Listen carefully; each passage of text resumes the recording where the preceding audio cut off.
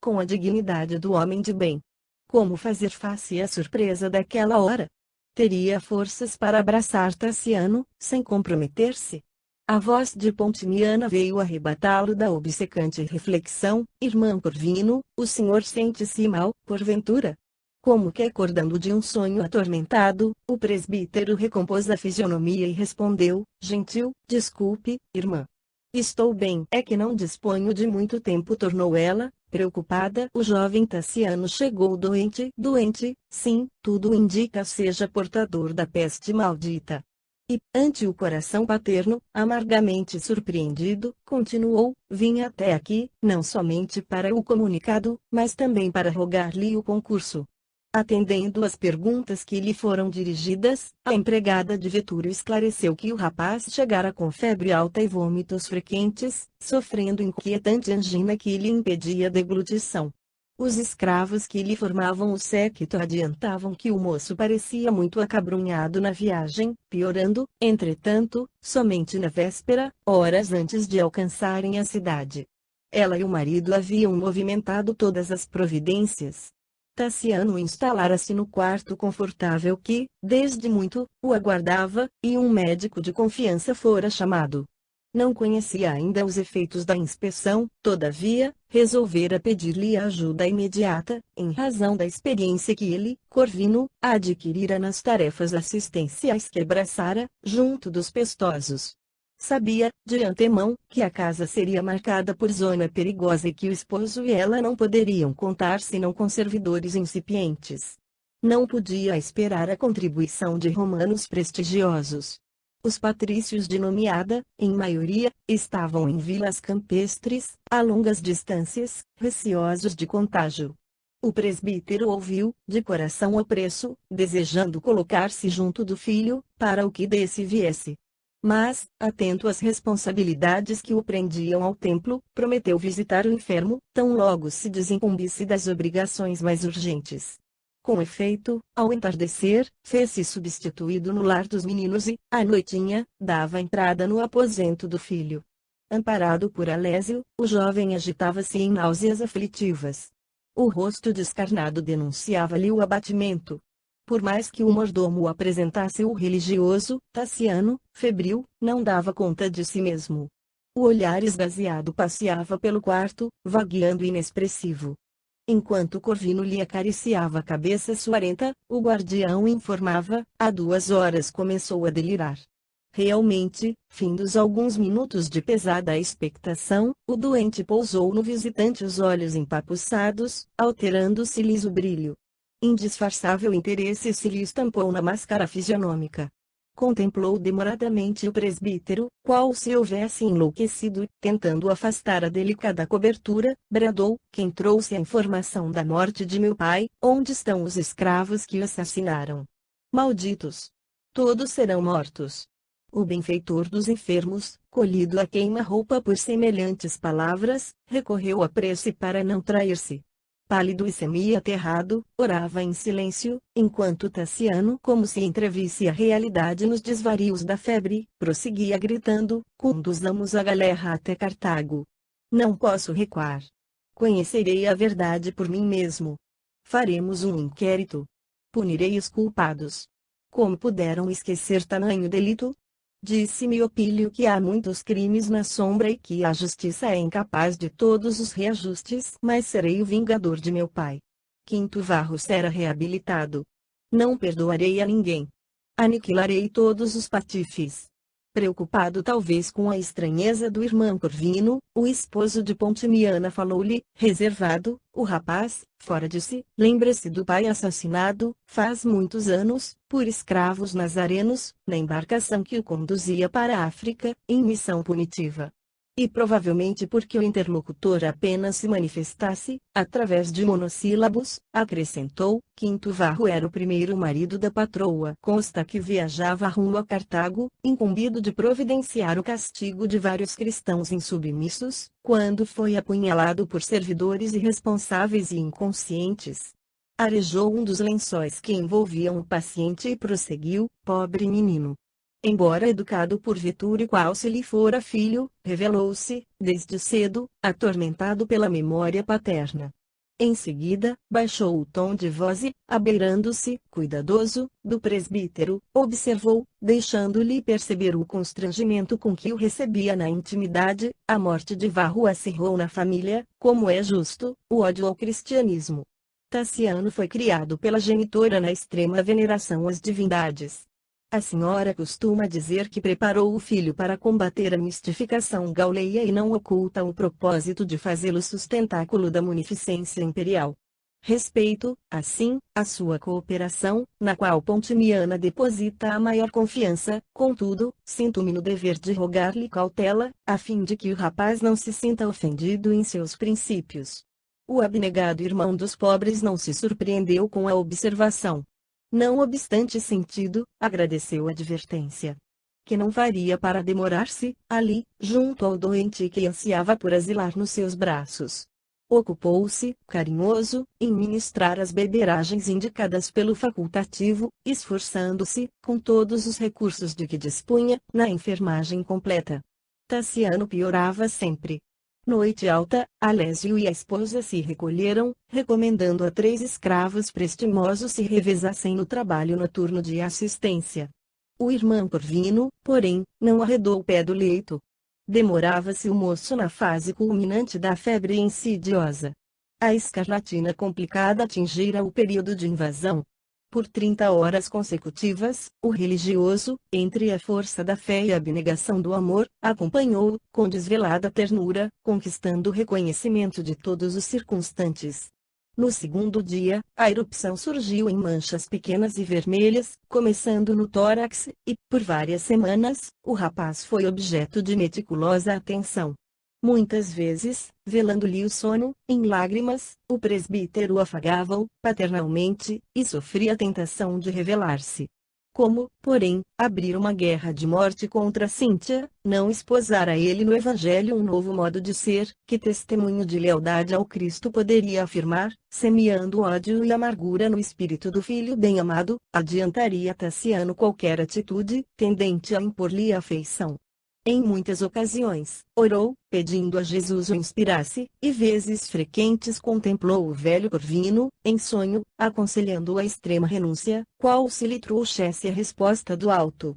Na posição de expositor da Boa Nova, achava-se ligado a milhares de pessoas, que lhe buscavam o exemplo e a palavra por respeitáveis diretrizes. Não podia, desse modo, hesitar. Grande era o amor pelo filho, no entanto, o amor sublime do mestre era maior e devia conservá-lo digno, nas responsabilidades supremas. Quando o enfermo recuperou a lucidez, abraçou-o, reconhecidamente, nele identificando, não só o jardineiro-chefe da casa, mas também o benfeitor inesquecível. Sentindo-se infinitamente atraído para aquele homem humilde que o visitava, perseverante, Tassiano apreciava entreter-se com ele, por longas horas, em explanações sobre ciência e arte, cultura e filosofia. Ligavam-se nos mesmos temas e nas mesmas preferências. Discutiam Virgílio e Lucrécio, Lucano e Romero, Epicuro e Timeu de Locros, Sêneca e Papiniano, com análogos pontos de vista. Todavia, como se temessem perder a fascinante comunhão em que se mergulhavam, pareciam linhas paralelas em religião. Evitavam, sistematicamente, qualquer comentário em matéria de fé. Amparado pelo amigo, o rapaz já conseguia efetuar vários passeios no parque enriquecido de suntuosa vegetação, e, ali, à sombra de vigorosos abetos ou entre giestas em flor, entabulavam preciosas conversações, sorridentes e felizes, à maneira dos antigos helenos, que preferiam a permuta de avançados conhecimentos no santuário da natureza. Certa feita, espicaçado pela curiosidade, Tassiano indagou quanto às razões do seu insulamento na Gália, quando poderia ser, em Roma, festejado professor. De onde vinha e por que se condenar à obscuridade colonial? Relutante, Corvino confessou que nascera na metrópole dos Césares, mas apaixonara-se pelo serviço junto à comunidade gaulesa e vira-se preso por fortes laços do coração. Que trabalho, contudo, encarcerar-te-ia em Leão, a ponto de esquecer-te? Perguntou o jovem com espontâneo carinho. Admito que os herdeiros da glória patrícia não deviam abandonar a Educação aos escravos. Um egípcio ou um judeu não podem produzir os pensamentos de que carecemos para a garantia da grandeza imperial. Sim, sem dúvida, concordou o amigo, bondoso. Entretanto, acredito que também as províncias nos reclamam acurado interesse. O mundo está repleto de nossos legionários. Possuímos forças incoercíveis de civilização, em todas as frentes. Nossos imperadores podem ser proclamados em variadas zonas da terra. Em razão disso, não podemos olvidar a necessidade de instrução, em todos os setores. E, sorrindo, acentuou, por este motivo, converti-me em mestre-escola. Tassiano partilhou-lhe o bom humor. Nesse instante, uma ideia nasceu no cérebro de Varro. E se lhe trouxesse as crianças para uma visita de amor? Não seria maneira mais segura de tocar-lhe o coração para o despertamento evangélico? O rapaz poderia ignorar-lhe a condição para sempre, mas seria justo não convidá-lo para o banquete da luz divina. Quem adivinharia as vantagens de semelhante realização? Pela inteligência de que se mostrava portador, o filho, naturalmente, impusera-se na família. Percebia-se logo que as opiniões dele se faziam respeitáveis. Apesar de extremamente jovem, era senhor das próprias convicções. Um cântico infantil conseguiria, de certo, sensibilizá-lo. Tassiano provavelmente se inclinaria a estudar as lições de Jesus, se os meninos lhe alcançassem as cordas da alma. Depois da reflexão de segundos, dirigiu-se ao convalescente, de olhos iluminados por secreta esperança, e indagou como receberia ele a saudação dos pequeninos de que se erigira guardião. O pupilo de Vetúrio não regateou encômios à ideia. Sentir-se-ia muito feliz com a homenagem, declarou. Sempre admitira que o futuro pertence à criança. A civilização romana, a seu ver, não podia descurar-se da preparação juvenil. No dia previamente marcado, o próprio Tassiano, com o auxílio de Alésio e da mulher, organizou, na encantadora Praça das Rosas Rubras, deliciosa criação de Corvino, o ambiente festivo da recepção. Cestos de frutos e cântaros com abundante provisão de suco de uvas foram artisticamente espalhados entre os bancos de mármore. O corpo musical da herdade, constituído por escravos jovens, foi trazido à reunião. Garbosos moços, empunhando liras e alaúdes, tambores e sistros, improvisavam melodias alegres. Dividia-se a fazenda em duas correntes partidárias, a dos servidores cristãos, inflamados de júbilo e esperança, dirigidos pelo otimismo de Pontimiana, e a dos cooperadores, devotos dos deuses olímpicos, capitaneados por Alésio, que não enxergavam o acontecimento com bons olhos. De um lado, surgiam preces e sorrisos de fraternidade, mas de outro apareciam impropérios e rostos sômbrios. Com a sabedoria do apóstolo e com a ingenuidade da criança, o irmão Corvino penetrou o recinto perfumado, conduzindo 3 dezenas de petizes, em singela apresentação. Orientados pelo mentor, chegaram cantando um hino simples, que exprimia caricioso voto de paz. Companheiro, companheiro. Na senda que te conduz, que o céu te conceda a vida as bênçãos da eterna luz. Companheiro, companheiro. Recebe por saudação nossas flores de alegria no vaso do coração. As vozes humildes assemelhavam-se a um coro de anjos que o bosque recebesse pelas asas do vento. Tassiano acolheu, bondoso, a colmeia infantil. 2 bailarinos executaram números cômicos, enquanto a petizada se ria, feliz. Alguns jogos inocentes foram postos em prática. 6 meninos recitaram poesias de nobre delicadeza, através de monólogos e diálogos que encantaram a assembleia, da qual constavam muitas dezenas de escravos em trajes festivos. Em certo momento, Tassiano tomou a palavra, referindo-se aos ideais da pátria e da raça, no engrandecimento da humanidade. Logo após, a merenda farta espalhou o contentamento culminante. O prestimoso jardineiro que se fizera o afortunado credor de tantas atenções, trouxe ao jovem Patrício o menor da turma. Era Silvano, um menino de 5 anos apenas, filho de um legionário que morrera no porto. A desditosa viúva, atacada pela peste, confiara-lhe o garoto, semanas antes. Tassiano o abraçou, com sincera ternura, dirigindo-lhe a palavra, carinhosamente.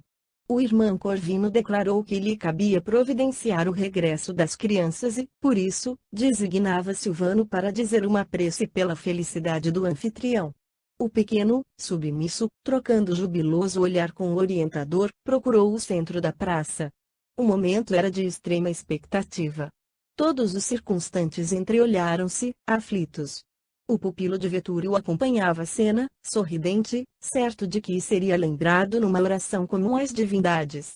O pequeno, de cabeça erguida ao céu, como um soldadinho triunfante, começou a falar, comovidamente: Jesus, nosso divino mestre, ajuda-nos. Nesse instante, porém, súbita palidez cobriu a face do moço patrício.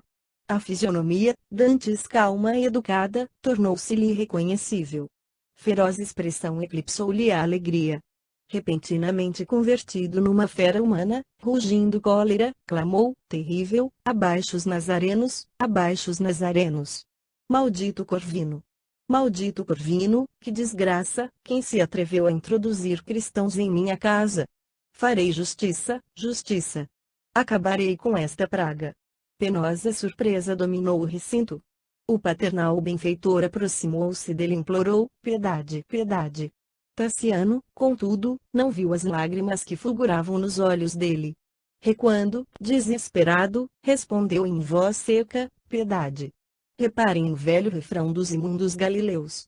E agitando um bastão de ponta metálica, rugia, estentórico: fora daqui, para fora daqui, gênios infernais. Víboras do monturo, filhos das trevas, para fora daqui. O jovem parecia possesso de demônios do crime, tal a máscara de indignação e perversidade que lhe surgira no rosto. Os pequerruchos tremiam imóveis. Entre eles e o filho encolerizado, o coração de Varro não sabia o que fazer. Muitos servidores do grupo de Alésio passaram a gargalhar ruidosamente. Tassiano relanceou os olhos na assembleia e bradou para o capataz que conhecia como sendo o mais ferrenho inimigo dos cristãos: Epípodo, traze o cão selvagem. Expulsemos a canalha. Aniquilemos os embusteiros. O escravo não hesitou. Atendeu, presto, e, em poucos instantes, aproximava-se um cão enorme a ladrar e a rosnar com fúria. Os meninos debandaram aos gritos, dilacerando-se muitos deles na ramaria espinhosa das roseiras em flor. O irmão Corvino, atônito, procurava acalmar os ânimos, entretanto, a fera alcançou o caçula, abocanhando-lhe o corpo tenro. Aos gemidos de Silvano, a esposa de Alésio avançou, corajosa, e arrebatou a criança, contendo energicamente os movimentos do furioso mastim, que obedeceu em ganidos estridentes. Apressou-se Varro a recolher o pequeno ferido que chorava a esvair-se em sangue. Aflito, tentava aliviá-lo, enquanto Tassiano, desvairado, se dirigia ao interior doméstico, repetindo: todos pagarão, todos pagarão. Rufo, velho escravo da quinta, abeirou-se do presbítero, oferecendo-lhe os préstimos. O religioso aceitou-lhe a cooperação, rogando-lhe reconduzisse os meninos ao lar, de modo a ocupar-se de Silvano, como se fazia mister. Dispôs-se ao regresso, conchegando a inocente vítima, de encontro ao peito. Caminhava, lentamente, no trecho isolado que ligava a residência de Vetúrio à cidade, absorto em escuros pressentimentos. O menino, de tórax aberto, confrangia-lhe a alma. Em dado momento, parou de gritar, embora a hemorragia prosseguisse, abundante. O irmão Corvino percebeu-lhe a queda de forças e buscou repousar, sob vetusto carvalho, a fim de ouvi-lo. O pequerrucho fitou nele os olhos embaciados pela agonia.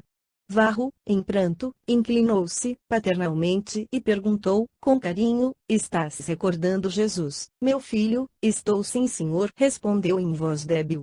Mas, revelando-se muito distante das questões transcendentes da fé flor humana sequiosa de ternura, exclamou para o benfeitor: papai, abrace-me. Tenho frio. Quinto Varro compreendeu. Estreitou-o contra o coração, como se desejasse aquecê-lo com o calor da própria alma. Tudo em vão. Silvano estava morto. O doloroso acontecimento traçava sômbrios horizontes ao futuro da igreja. Abatido e desencantado, o presbítero perguntava a si mesmo se não fora precipitado na visita. Entretanto refletia: seria leviandade oferecer a alguém o que possui de melhor, com pureza de sentimento? Guardava nos pequenos aprendizes do Evangelho a coroa do seu trabalho. Poderia ser acusado pela circunstância de tudo fazer por despertar um filho para a verdade. Como entender-se com Tassiano, sem tanger-lhe as fibras mais íntimas? Restabelecido no equilíbrio físico, o jovem seria convocado à vida social intensa. Conhecer-lhe-ia o ministério. Seria constrangido a decidir-se. Não seria, pois, aconselhável informá-lo, indiretamente, quanto às suas atividades cristãs, e que melhor maneira de fazê-lo, além daquela de apresentar-lhe os seus princípios numa demonstração prática de trabalho. Se o filho não conseguisse ouvir qualquer referência à boa nova, através dos lábios de uma criança, em prece, como suportaria qualquer alusão a Jesus, em discussões estéreis? Não podia ele, Varro, hesitar entre qualquer sentimento pessoal e o Evangelho. Seus deveres para com a humanidade superavam-lhe as ligações consanguíneas. Embora reconhecesse semelhante verdade, entendia lícito operar, de algum modo, em favor do filho querido. Tassiano, porém, mostrara-se impermeável e rígido. Parecia muito distante de qualquer acesso à própria justiça. Petrificara-se-lhe a mente no orgulho racial e na falsa cultura. Pela explosão de cólera que se atirara, ao ouvir a simples enunciação do nome do Cristo, denunciara o antagonismo talvez irremediável que o separava. Profundamente consternado, entregou-se ao refúgio da oração. Na comunidade evangélica ninguém comentou desfavoravelmente os tristes sucessos que redundaram na morte da criança. O irmão Corvino era demasiadamente respeitado para provocar qualquer crítica desairosa à sua conduta. Nos ajuntamentos da cidade, contudo, o assunto crescia esfervilhante. As correntes de opinião nascidas em casa de Vetúrio distendiam-se, agora, por todos os lugares. Para a maioria dos espectadores, Tassiano era apresentado na condição de um herói, empunhando o gládio vingador das divindades olímpicas, mas para o grupo simpatizante do cristianismo surgia como símbolo terrível de novas perseguições. Os cristãos comumente eram acusados de encantamentos vergonhosos e detestáveis e de práticas de bruxaria, das quais o infanticídio fazia parte. E, por isso, não faltou quem visse na morte de Silvano alguma coisa relacionada com feitiçaria e operações mágicas. Quadros terríveis foram pintados pela imaginação do populacho exaltado e a viúva Mércia, mãe do menino morto, foi convocada à acusação. Nessa atmosfera asfixiante, o filho de Cíntia começou a receber a visita de romanos destacados, que lhe felicitavam o espírito reacionário e vigilante. Revigorado por semelhantes aplausos, sentia-se o rapaz habilitado para a atuação de maior vulto. O próprio questor Quirino Eustáquio, velho patrício aposentado das lides políticas, mas influente junto à propretura da Gália Lugdunense, veio ter com ele para saudações em estilo pomposo. Dentre os assuntos tratados, não podia faltar o tema preferido. Acredito que a mocidade romana não poderia enviar-nos à província mais digno embaixador, encareceu o cortesão, com o calculado timbre de voz das pessoas entregues à bajulice. A deplorável doutrina dos judeus proscritos insinua-se assustadoramente, ameaçando-nos as tradições. Esta cidade vive cheia de anacoretas da Ásia, de profetas vagabundos, de pregadores e fantasmas. Domiciliado aqui, desde os bons tempos de nosso magnânimo imperador Séptimo Severo, que os deuses conservam em sua glória divina, posso afirmar a minha convicção de que o movimento não passa de loucura coletiva, capaz de arrastar-nos à perdição. Sim, sem dúvida, observou o jovem satisfeito, compete-nos recuperar o culto da pátria. A nosso ver, grande conjugação de energia se faz indispensável, a fim de extinguirmos a quadrilha maléfica. Não compreendo em que poderia repousar a grandeza de uma doutrina, cujos prosélitos se mostram honrados com o cutelo na cerviz. Em Roma, tive conhecimento de muitos processos alusivos às repressões e espantei-me com o teor das respostas dessa gente infeliz. Repudiam os deuses com uma disfarçatez de assombrar. Creio que as autoridades deveriam promover um expurgo social, em grande estilo. O interlocutor, com um riso irônico de velho fauno, admiravelmente apresentado, acentuou, malicioso: em razão disso, rejubilamo-nos com a sua presença. Se a juventude patrícia não formular uma reação à altura de nossas necessidades, rumaremos para a decadência. A sua coragem na expulsão desse renitente Corvino é um desafogo para nós. Recebi a notícia, como justo regalo. Estou convencido de que a nossa fé se sente agora menos ofendida. Não vemos com bons olhos esse homem estranho, cuja procedência é ignorada de todos. Para mim, não passa de um aventureiro ou de um louco a perturbar-nos o caminho. O enteado de Vetúrio, mordiscando-se de curiosidade, indagou com interesse: não se sabe, assim, quem é ele, por que mistérios guarda consigo tamanha cultura a estagnar-se em serviços de jardinagem. O interlocutor piscou os olhos astutos e acrescentou: quem sabe, insinuou-se no espírito popular com incrível desenvoltura. Há quem o tome por santo, contudo, inclino-me a crer que não passe de algum feiticeiro, cercado de seres infernais. Trazia a aparência de um vagabundo quando surgiu aqui. Pouco a pouco, adquiriu a fama de curar pelas preces nas arenas, com imposição das mãos, e a primeira casa importante que lhe caiu nas garras foi a de Artêmio Cimbro, cuja filhinha, ao que dizem, sofria grandes perturbações mentais. Experimentado o tratamento de Corvino, parece que a menina se impressionou favoravelmente, recuperando-se, então, qual se fora um milagre. Daí para cá, fez-se o jardineiro da nobre família, que o introduziu em residências outras. Da sua vida profissional, é tudo, quanto sei. Das atividades do mago, porém, muito queria dizer se pudesse. Refere-se o vulgo a 1000 coisas.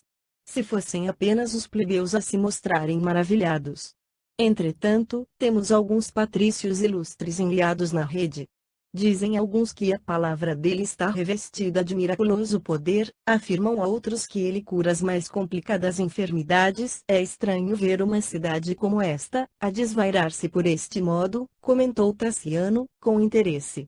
Por isso mesmo, necessitamos de elementos renovadores. A sua decisão, rechaçando Corvino, é sumamente confortadora. Ele é incompetente para conduzir crianças, mesmo desprezíveis.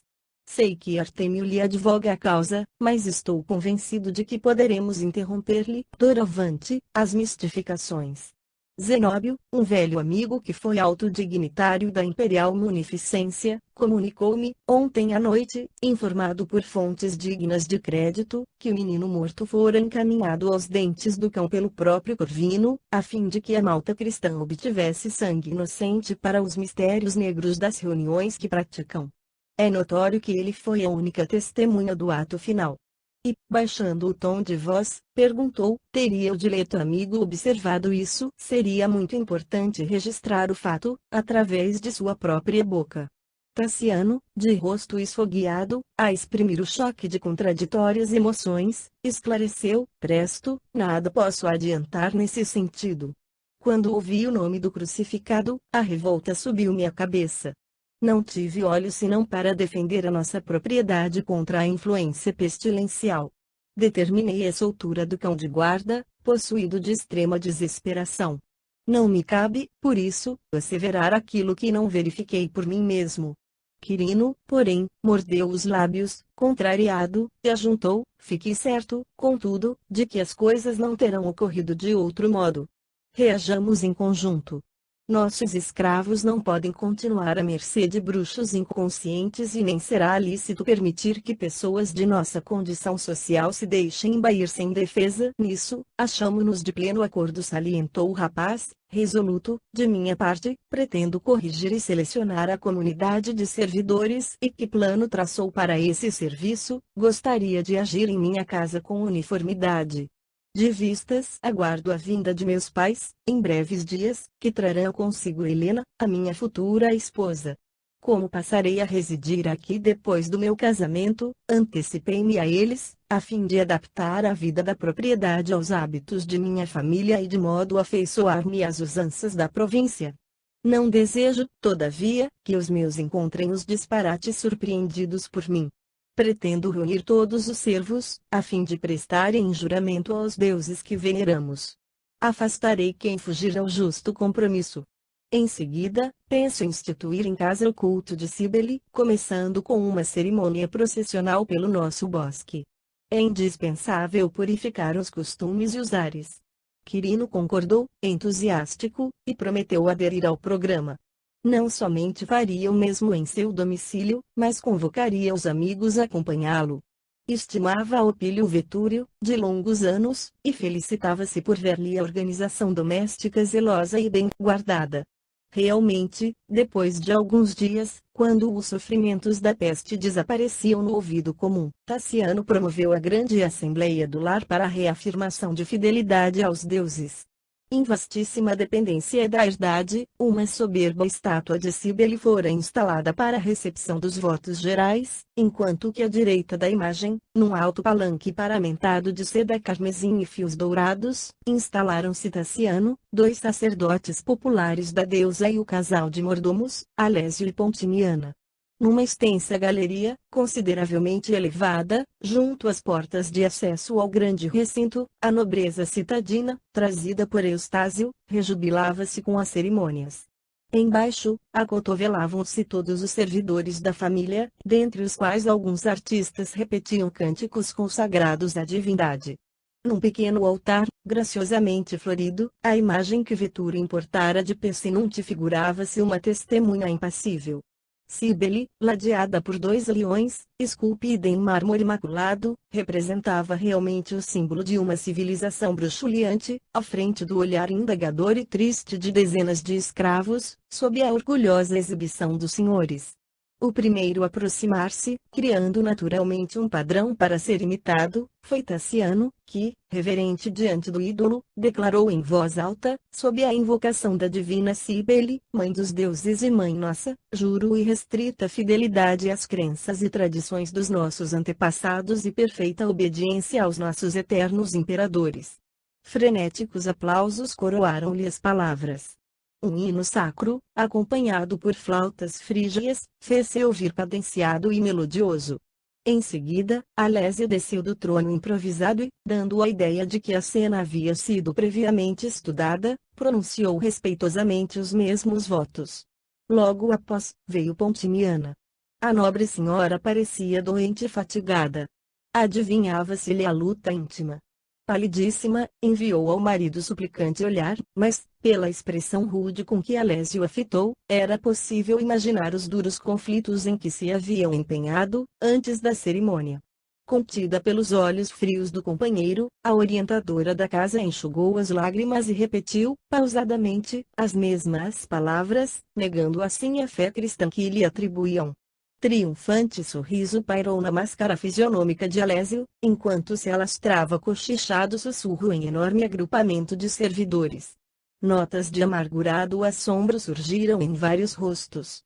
Todos os escravos, alguns enfáticos e outros humilhados, reafirmaram as frases pronunciadas inicialmente pelo senhor. O último foi Rufo. Epípodo, o capataz, conhecia-lhe a firmeza de opinião e, por isso, deixara-o para o fim, temendo qualquer irregularidade tendente a estabelecer a indisciplina. De semblante austero, evidenciando aceitar plenamente as responsabilidades daquela hora, ergueu o bronzeado perfil, como se procurasse o céu e não a estátua impassível, exclamando em voz cristalina e dominadora: juro respeitar os imperadores que nos governam, mas sou cristão e renego os deuses de pedra, incapazes de corrigir a crueldade e orgulho que nos oprimem no mundo. Um burburinho percorreu a assembleia. Tassiano dirigiu-se, em voz baixa, ao sacerdote mais idoso e esse, assumindo a função de juiz, clamou para o servo, em tom autoritário: Rufo, não te esqueças de tua condição. Sim, concordou o interpelado, valoroso, sou escravo, e sempre servi aos meus senhores com lealdade, mas o espírito é livre. Somente a Jesus Cristo reconheço por verdadeiro Senhor, exijo que te retrates perante Cíbele, a sublime mãe dos deuses. Nada fiz que não esteja provado pela retidão de minha consciência. Abjura e serás perdoado. Não posso. Sabes quais são as consequências de tua irreflexão. Creio falar com perfeito conhecimento de minha responsabilidade. Entretanto, quaisquer que sejam os resultados de meu gesto, não devo recuar perante a minha fé. Rufo relanceou o olhar pelos circunstantes e notou que dezenas de companheiros concitavam-no resistência. Pontimiana, algo desafogada, enviava-lhe, em silêncio, muda mensagem de bom ânimo. Abjura, abjura, trovejava a voz do padre com aspereza. Não posso, repetiu Rufo, imperturbável. Depois de ligeira confabulação com o jovem Patrício, o improvisado julgador convocou o Epípodo ao chicote. Rufo, por ordem do algoz, despiu a túnica de gala que envergara para a festa e ajoelhou-se de mãos para trás. O trançado fino e cortante lambeu-lhe a pele nua por 3 vezes, provocando sangrentos vergões, mas o escravo não tremeu. Ainda há tempo, infeliz, bradou, confundido, o sacerdote da Magna Mater abjura e a tua falta será relevada. Sou cristão, reiterava Rufo, sereno. O castigo poderá conduzir-te à morte, o sofrimento não me intimida. Suspirou a vítima com humildade. Jesus conheceu o martírio na cruz para salvar-nos. Morrer por fidelidade a ele é uma honra que devo aspirar. O látego visitou-lhe o dorso com violência, abrindo-lhe feridas sangrentas, mas, percebendo o mal-estar que a cena de selvageria impunha ao recinto, Tassiano recomendou fosse o escravo recolhido ao cárcere, até resolver quanto à definitiva punição. Terminado o serviço, começou a solenidade processional. O filho de Cíntia desejava uma purificação completa da propriedade. Considerável multidão apinhava-se nos pátios da casa, aguardando o cortejo.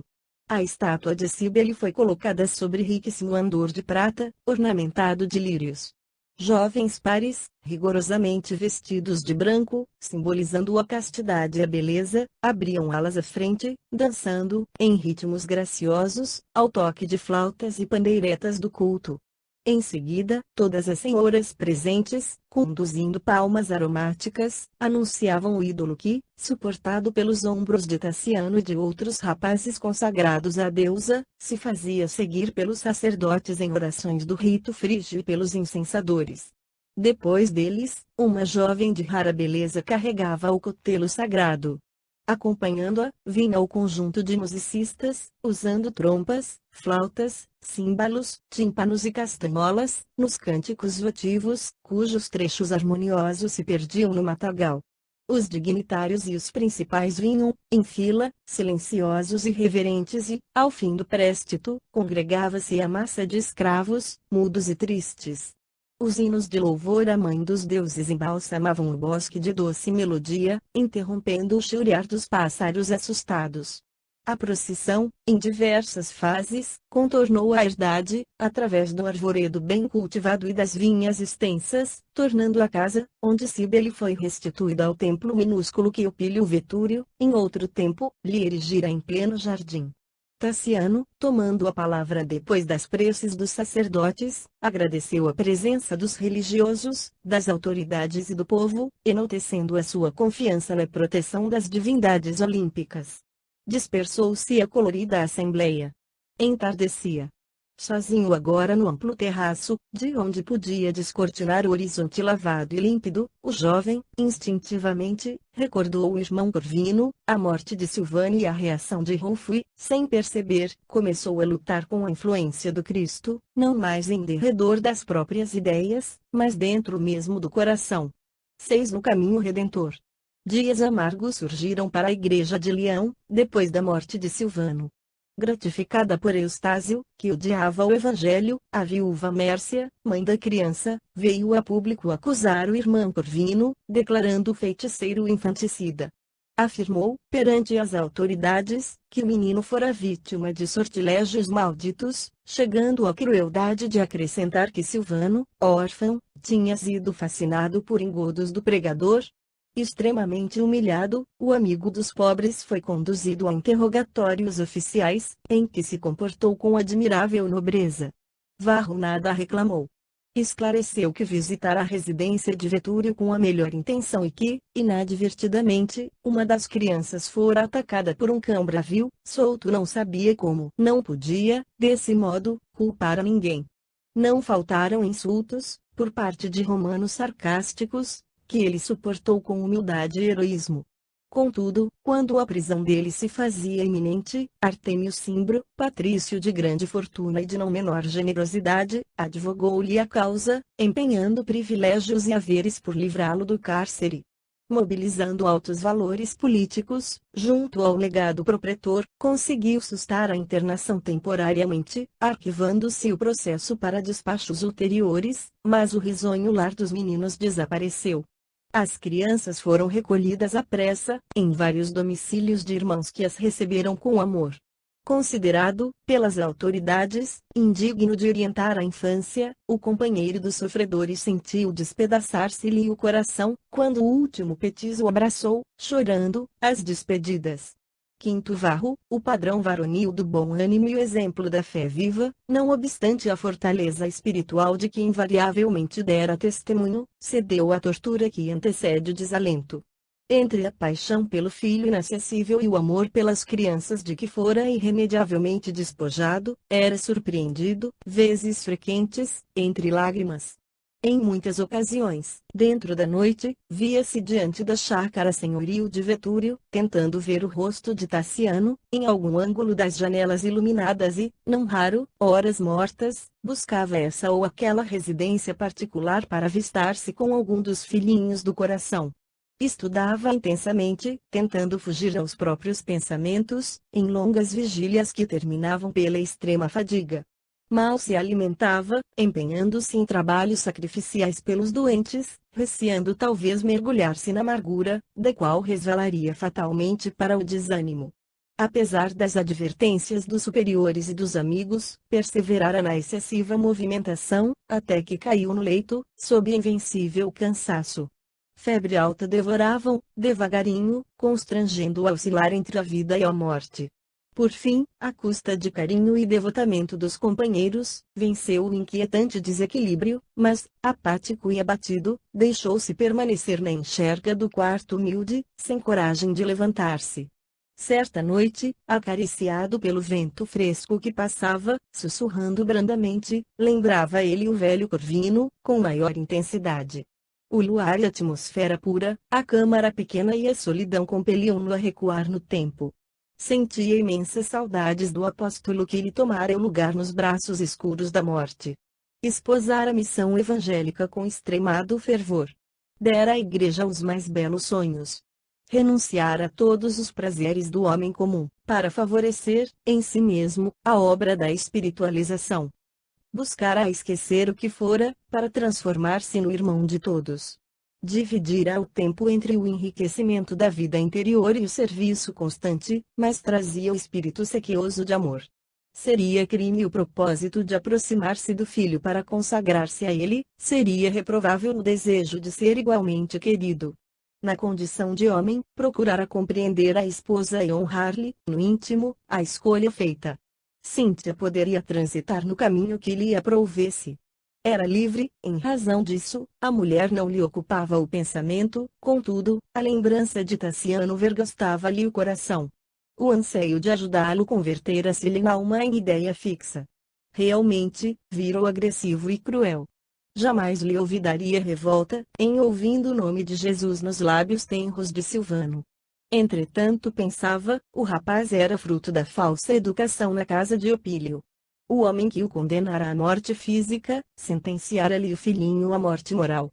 Seria aconselhável nada fazer pelo jovem que apenas começava a existência, constituiria ato culposo devotar-se um pai ao próprio filho, com a melhor intenção. Recordando, porém, a grandeza do ideal que o impelia ao amor da humanidade, perguntava a si mesmo por que motivo queria o rapaz assim tanto. Se a igreja povoava-se de meninos e jovens a lhe merecerem atenção e ternura, que razões subsistiriam para concentrar-se em Tassiano com tamanha afetividade, quando não desconhecia os intransponíveis impedimentos que os separavam?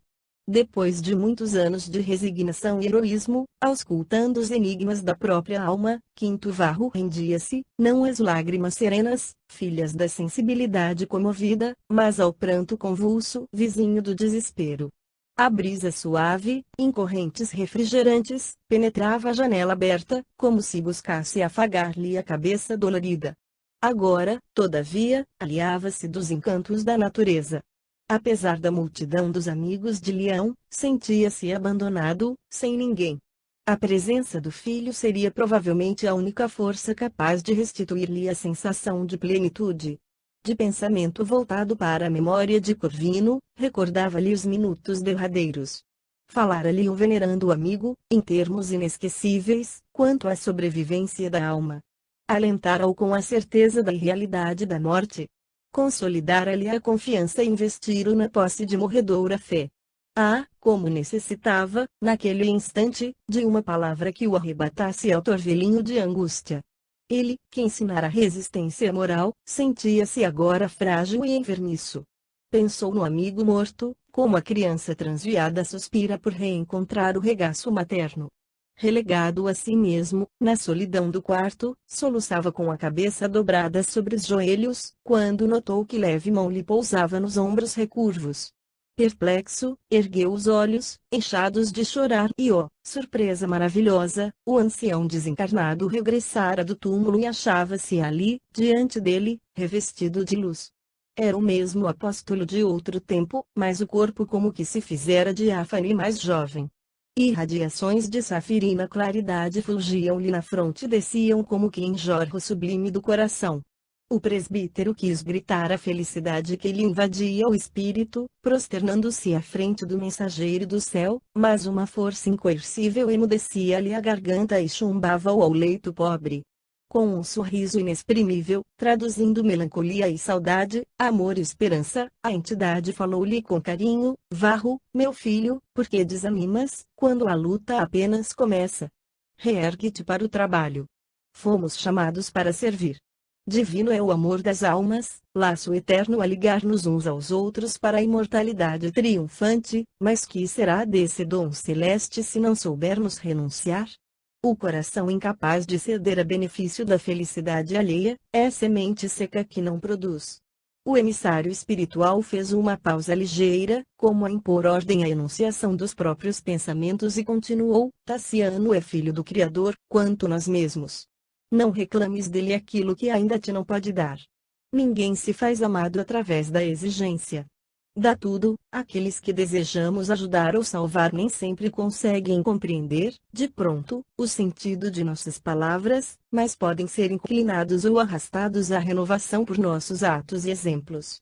Em muitas ocasiões, na terra, somos esquecidos e humilhados por aqueles a quem nos devotamos, mas, se soubermos perseverar na abnegação, acendemos no próprio Espírito abençoado lume com que lhes clarearemos a estrada, além do sepulcro.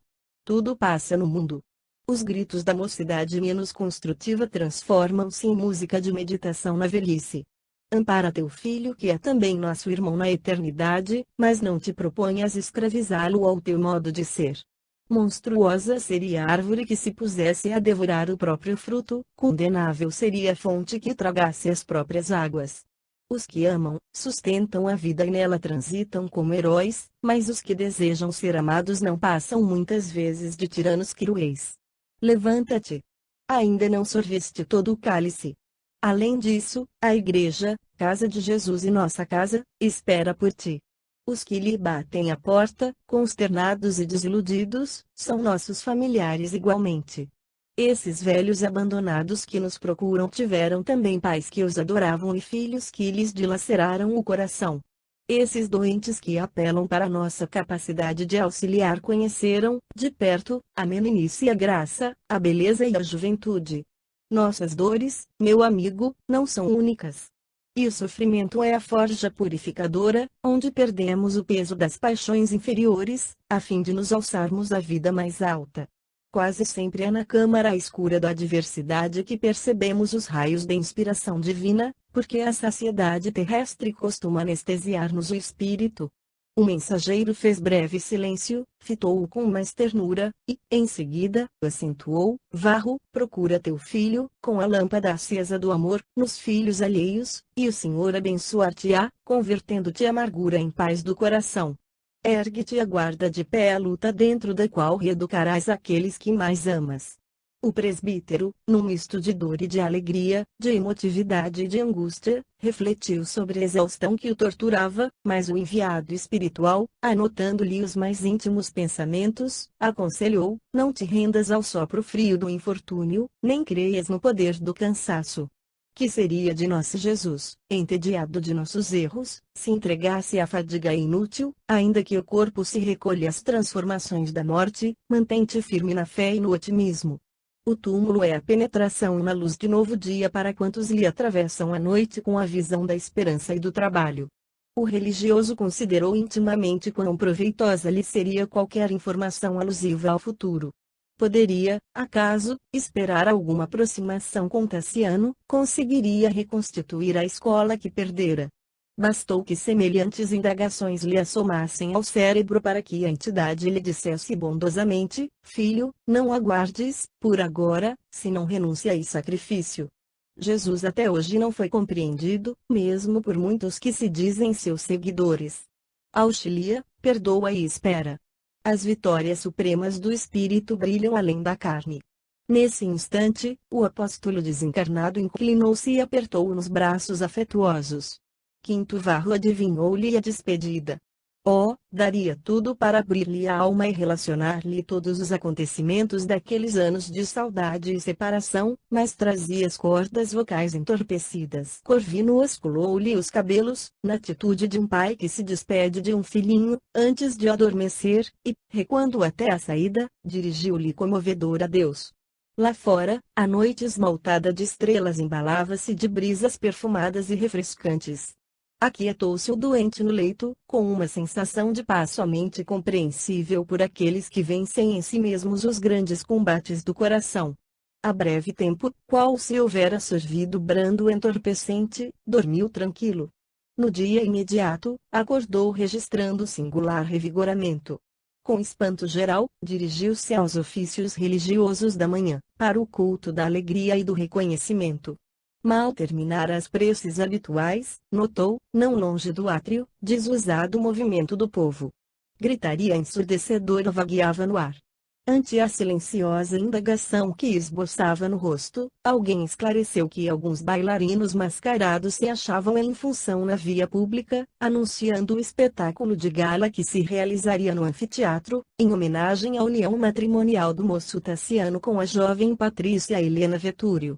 A casa de Opílio tencionava solenizar o acontecimento com vários divertimentos públicos, de vez que o ricaço, senhor de extensas propriedades, pretendia fazer-se mais intensamente respeitado na comunidade citadina.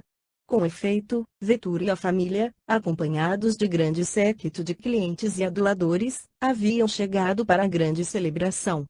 A herdade, dantes simples, embora imponente, convertera-se em verdadeiro palácio romano, superlotado de damas elegantes e de tribunos discutidores, de políticos ociosos que comentavam as intrigas da corte e de bajuladores sorridentes à procura do vinho farto. Escravos inúmeros iam e vinham à pressa. Movimentavam-se liteiras e carros, de variadas procedências. Helena não cabia em si de júbilo, entre o carinho do noivo e a admiração de quantos lhe cortejavam a beleza. Extremamente adestrada na vida social, fazia prodígios para agradar a aristocracia gaulesa, derramando-se em atenções por toda parte. Cíntia, porém, viera transformada. Intencionalmente, fugia de todas as festividades que lhe agitavam o lar. Ausente das conversações e dos saraus, era dada por enferma na palavra de Vetúrio e de Tassiano, ante as interrogações das visitas. Mas um homem antigo, velho associado de Opílio desde a mocidade, asseverava, entre os íntimos, que a senhora se fizera cristã. Esse homem era o mesmo Flávio Súbrio, o velho soldado coxo, renovado também nas concepções da vida. Súbrio recebera em Roma inestimáveis benefícios da coletividade evangélica e alterara os princípios que lhe norteavam o destino. Do ateísmo e do sarcasmo passara a crença e a meditação. Não era um adepto do Cristo, na verdadeira acepção da palavra, entretanto, fazia leituras edificantes, respeitava a memória de Jesus, dava esmolas e evitava o crime que, em outro tempo, constituía para ele trivialidade sem importância. Por algumas vezes, comparecera às pregações das catacumbas e modificara-se. Conseguira reter na consciência a benção do remorso e reconsiderara o caminho percorrido. Todavia, de todos os dramas escuros que lhe povoavam o espírito, o assassínio de Corvino era talvez o que mais lhe dilacerava o coração. Em muitas ocasiões, Perguntara, sem resposta a si mesmo, que teria sido feito de Quinto Varro. Onde teria desembarcado? Conseguira sobreviver? Nunca mais obtivera dele a menor notícia. Jamais esquecera a expressão de calma dos olhos de Corvino, quando lhe apunhalara o tórax envelhecido. Supôs que o apóstolo gritasse revoltado, entretanto, em se descobrindo, angustiado, o ancião levou a destra ao peito opresso, sem o mais leve gemido de reação. Aliás, ao sair, notou que ele orava. Aquele quadro nunca mais se lhe apagou da memória. Perseguia-o em todos os lugares. Se procurava mergulhar-se em taças fascinantes ou se buscava outros ares e companhias, com o intuito de fugir de si mesmo, lá se achava, no fundo da mente, a figura indelével do velho pregador, retribuindo-lhe a punhalada com a oração. Atormentado pela própria consciência, não tolerara o suplício que infligira a si mesmo, e enlouquecera. Nas provações da demência, fora socorrido por um grupo de cristãos, cujas preces lhe haviam balsamizado o espírito sofredor. Desde então, modificara o modo de ser, não obstante conservar encerrados consigo os seus inquietantes segredos, confiando-se aos braços renovadores do tempo. Quando Opílio o convidou a transferir-se para a Gália, não hesitou. Sabia que o missionário morto pertencera à coletividade leonesa e propunha-se a algo fazer pela organização que ele tanto amara. Conhecia as hostilidades de Vetúrio contra o Evangelho, no entanto, não lhe faltariam recursos para ajudar, anônimo, a família espiritual que o irmão Corvino legara aos companheiros. Sempre ligado à casa de Vetúrio, fora informado por uma escrava de confiança que Cíntia, enferma, se dispusera a receber o auxílio cristão, nos aposentos que lhe eram particulares e, restabelecida, alterara espiritualmente os próprios rumos. Simpatizara com a nova atitude da matrona, todavia, a esse respeito, nunca pudera ter com ela a mais ligeira entrevista. Efetivamente, essa informação era verdadeira. Cíntia tomara-se de súbita inclinação para o cristianismo. Logo após a temporária separação do filho, fora igualmente atacada pela peste, somente debelada com a interferência de um santo homem que, conduzido ao seu leito, às ocultas, por algumas escravas, lhe impusera as mãos em prece, devolvendo-lhe a paz íntima. Reerguera-se da cama, contudo sentia-se presa de insopitável melancolia. As crises de coração eram frequentes. Quando a casa se envolvia em silêncio, descia para o jardim, preferindo a meditação a qualquer bulício doméstico. Nessas ocasiões, muitas vezes Opílio a recolheu nos braços, enxugando-lhe as lágrimas abundantes. Estabeleceu com ela discussões que, gradativamente, se fizeram amargas e rudes e, por fim, considerou prudente afastar-se de Roma, por tempo indeterminado, esperando que a palavra de Tassiano a dissuadisse. Em Leão, o padrasto entendeu-se com o rapaz, que, orgulhoso e inflexível, lhe escutou as confidências, de semblante espantado e sombrio. O moço aguardou uma oportunidade favorável ao tipo de conversação que desejava e, na véspera do casamento, valendo-se de ensejo adequado, alegou a necessidade de apresentar a mães em alguns novos trabalhos que vinha movimentando e retiraram-se ambos para vinhedo próximo. Ante o sol que se afigurava um braseiro perdido no poente afogueado, o jovem recordava, pelo caminho, que aquele era o seu último dia de mocidade sem compromisso.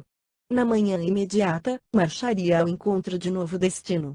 Sob o ramalhudo e anoso carvalho que parecia interessado em proteger a plantação nascente, tomou as mãos maternas e comentou os receios que lhe feriam a alma. Porventura, teria ela esquecido os votos sagrados do coração? Soubera pelo pai adotivo que vivia agora dominada pelos sortilégios nazarenos. Seria isso verdade?